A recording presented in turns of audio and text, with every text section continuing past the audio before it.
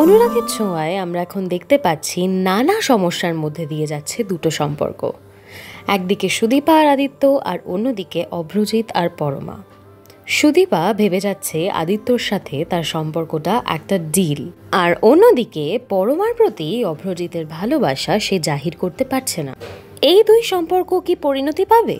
জানতে চোখ রাখুন আগামী পর্বগুলিতে। এই সপ্তাহে আমরা দেখলাম অভ্রজিৎ নিজেদের সম্পর্কর সম্মান রাখতে পরমাকে তার বাপের বাড়িতে রেখে আসে। এরই মধ্যে দেখা যায় যে আদিত্য বাড়ি ছেড়ে চলে গেছে সুদীপার সাথে ঝামেলা করে, আর সুদীপা তাকে খুঁজতে বেরোয়।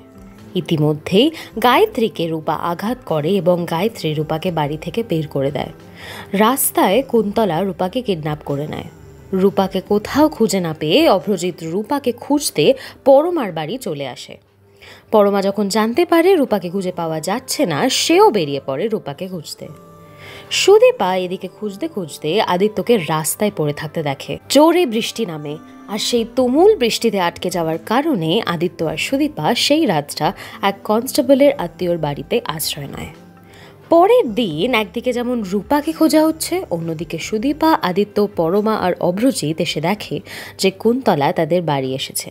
এরই মধ্যে আদিত্য একটা সিসিটিভি ফুটেজ খুঁজে পায়, যেখানে দেখা যায় কুন্তলাই রূপাকে কিডন্যাপ করেছে।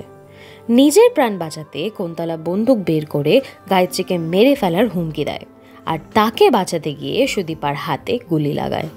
সুদীপাকে হাসপাতালে ভর্তি করা হয়। গায়ত্রীর প্রাণ বাঁচাতে গিয়ে যেহেতু সুদীপাকে গুলি খেতে হলো, গায়ত্রীর মন একটু হলেও নরম হয়।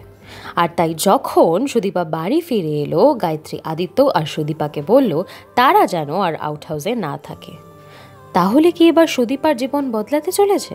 সেটা জানতে হলে দেখতে থাকুন অনুরাগের ছোঁয়া, প্রতিদিন রাত 9:30 শুধুমাত্র স্টার জলসায়।